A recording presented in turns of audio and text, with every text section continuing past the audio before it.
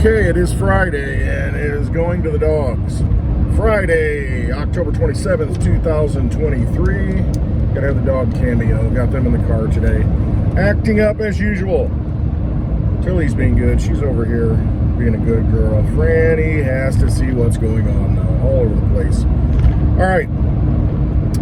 So the big news is airstrikes. Strategic airstrikes in Syria. Iranian proxies. Now there's been some action going on in the Middle East where some U.S. soldiers on bases over there have been, attacked with some drones, and a few of them, I think up to 19, have traumatic brain injuries because of these drone strikes. So the U.S. war machine retaliated with some fighter jets and bombed out some proxies in Syria, Iranian proxies. Basically killed some people just to prove a point. Now see, this is and now Lindsey Graham's licking his chops. I knew we were going to war. We're going to get into this war with these Iranians. Iran is behind it. We need to teach them a lesson. This is what needs to occur. Now, so, Franny. So yeah, I mean, as soon as we get a Speaker of the House, here we go. We're off to war again. So, got to be able to fund this stuff, right? Remains to be seen. There's good things, bad things. Maybe not bad things, but there's good things I see with the current Speaker who's in there. I do not like the idea of this $100 billion plus aid package, of which Ukraine supposedly is going to get 50 billion of it or more. And then some to Iran. We already gave them money. We don't need to give them any more. They have enough ammunition to fight the war, so we can fund the other side now. Now to Israel. ISIS, Ra-El. Going to fund them, restock them. I don't know. Take them to war.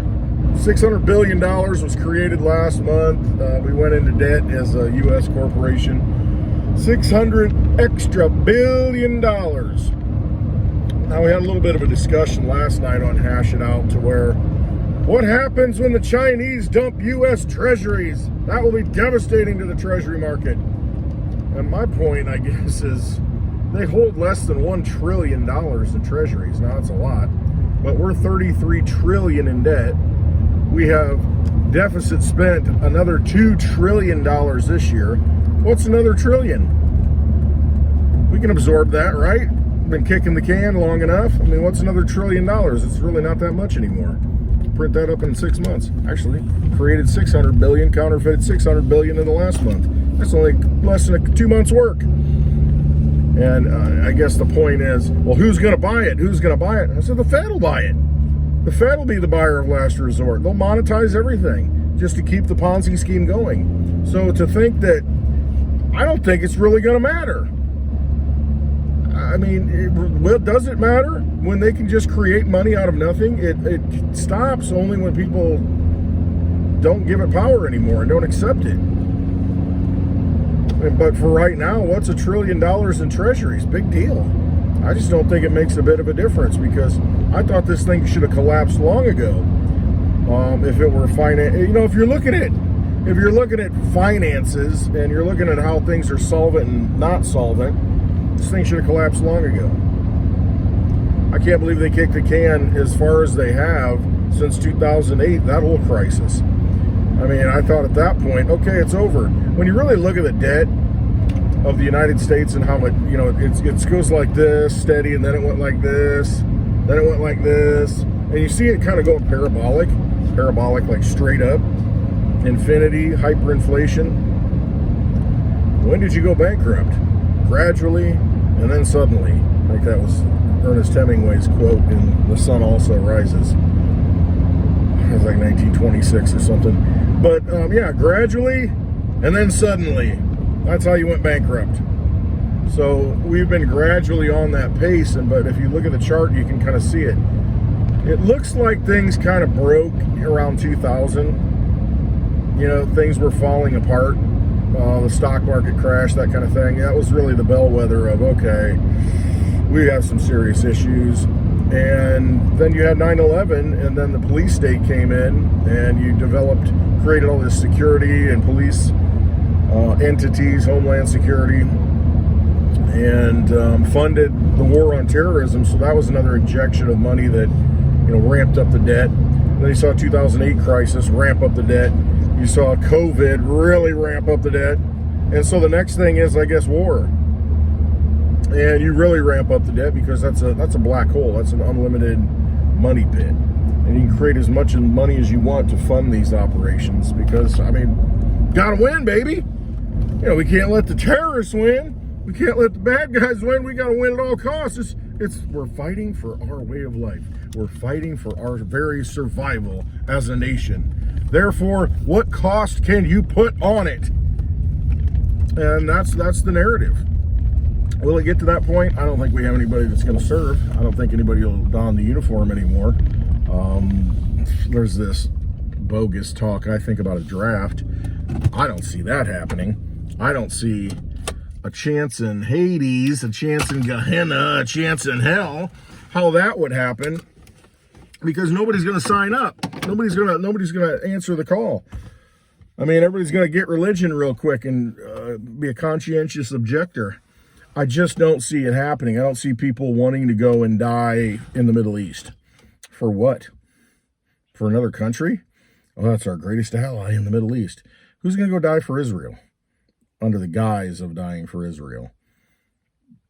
It's not going to happen. I just don't see it happening. Now, they could with all these young, able-bodied immigrants who have come in over the border for free. They could say, hey, you join the military for a couple years, we'll make sure you're U.S. citizens. We'll guarantee your citizenship. I can see something like that happening. Is that a good thing? It's kind of a mercenary scenario, but that's been done in the past, been done many times in the past. People fight for gold. People fight for, for a paycheck, basically. They get paid, and they're mercenaries. And that would be the same kind of thing. Hey, I get my citizenship? Okay, I'll join the military. I can see that happening. But I sure as heck hope that there's not the will to go to war anymore for the American people. I just hope it's not there because it just doesn't fix anything. It doesn't solve anything. It just makes a bunch of corrupt vampires more rich is all it does. And then everybody else suffers because you create all this money and here we go again. Inflation. So we'll see what happens, but I don't see how at this point $1 trillion being dumped by China. I think I looked it up. There's like $7 trillion held in foreign holders of U.S. treasuries. I'm thinking, okay, that's a lot of money. Say they dump it on the market all at once. Oh my gosh, it's a hyperinflationary storm, probably.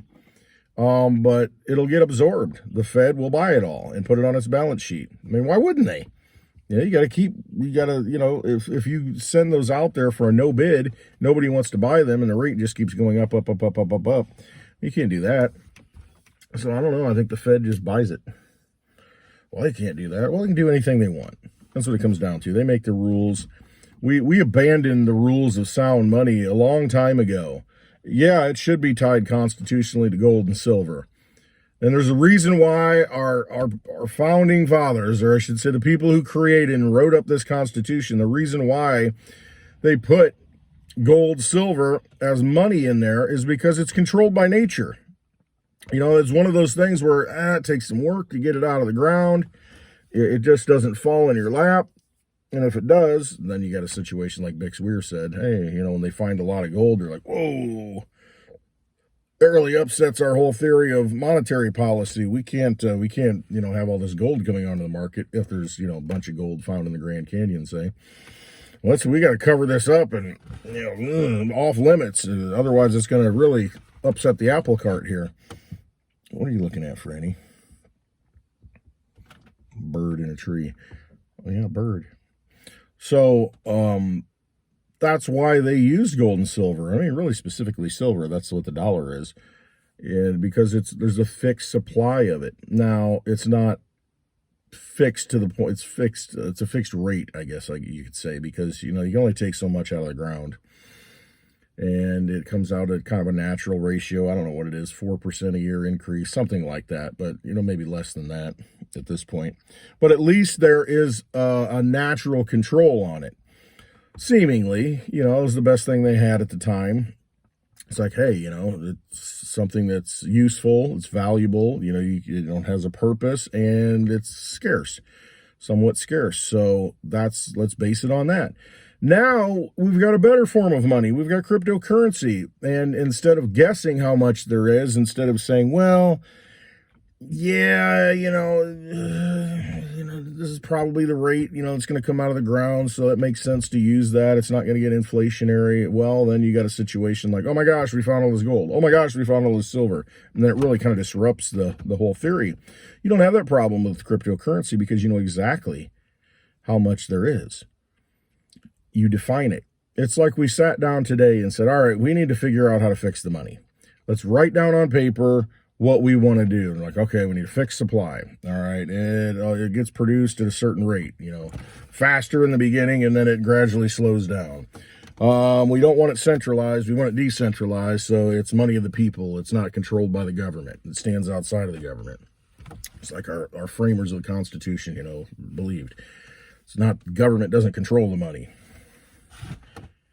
Then you start writing the stuff down on paper, and pretty soon you come up with a white paper, and you come up with something like Satoshi Nakamoto's white paper, the Bitcoin white paper, that defines a fixed supply and, has all these different rules. And then you create it. And you got all these computers decentralized in a decentralized way, taking the place of a central authority, but they're all watching each other. So keeping an eye on each other, making sure, hey, you're not screwing up, we're all on the same page all the time. Cool, because they're running the same code. They're running that same constitution that was written out. And they don't deviate from it because it's just what you put in comes out. It's code. And so you find that you've created the perfect money. Consistent. You know exactly what it's going to do. You know exactly how many they're going to be. You know exactly how many of them get created every day. And it works.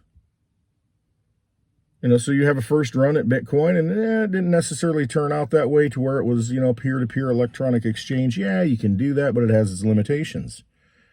And Litecoin fixes that. Some people say Bitcoin Cash fixes that, but Litecoin fixes it better. It's much more useful, and it does exactly what that white paper says. So it is a sound money for the digital age. It is a currency and a store of value. It's both.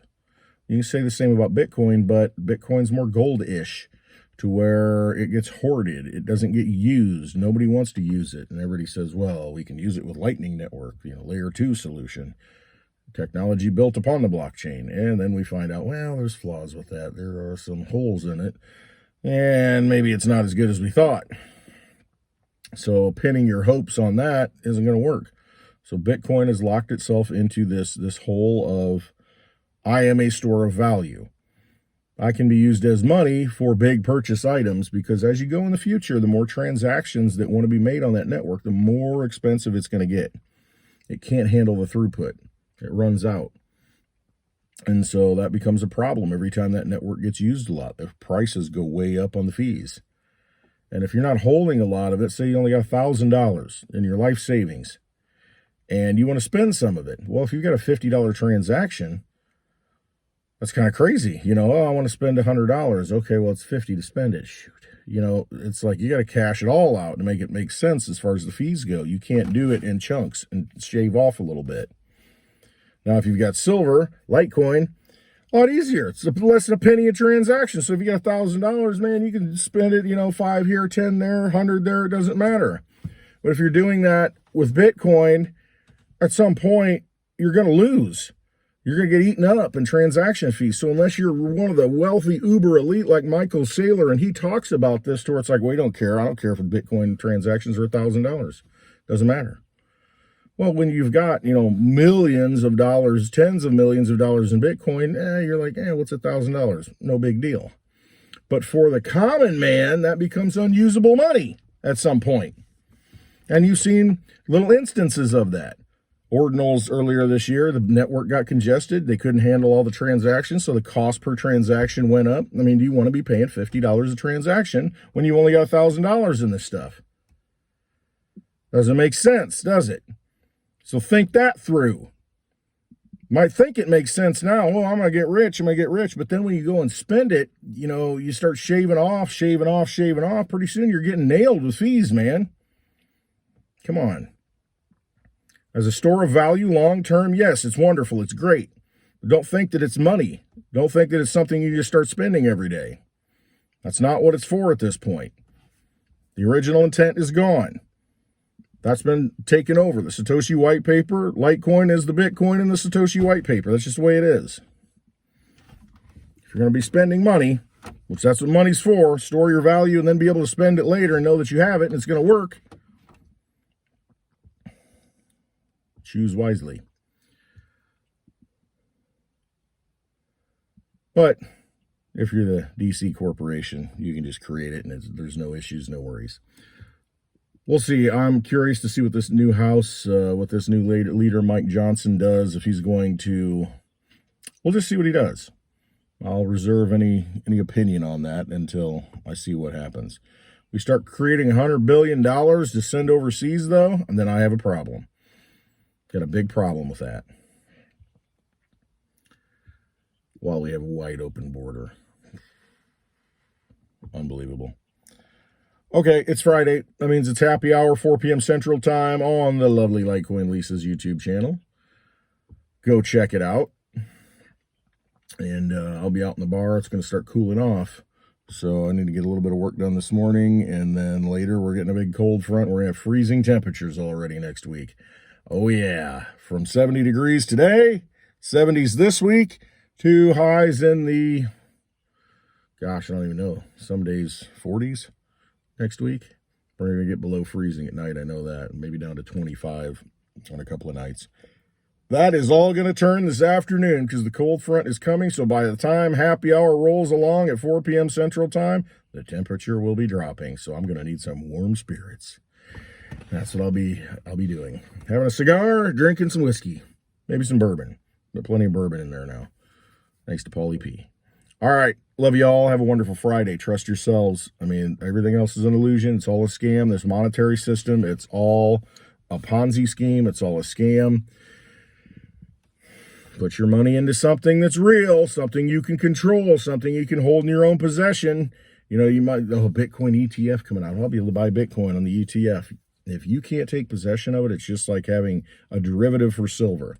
If you don't have that physical coin in your hand, you might think you have silver, but then when you need to get it, they'll say, we'll just pay you in the current form of money, U.S. Fed notes. They won't give you the physical silver. The whole reason for investing in this stuff is to be able to have something that you can hold in your possession, because when the government fails, when everything falls apart, that money still exists because it's real money. It exists outside the government. Those are the kind of things you want to have in this kind of scenario, in this situation. All right, love you all. Do not trust those vampires. Always trust yourself. Have a wonderful Friday.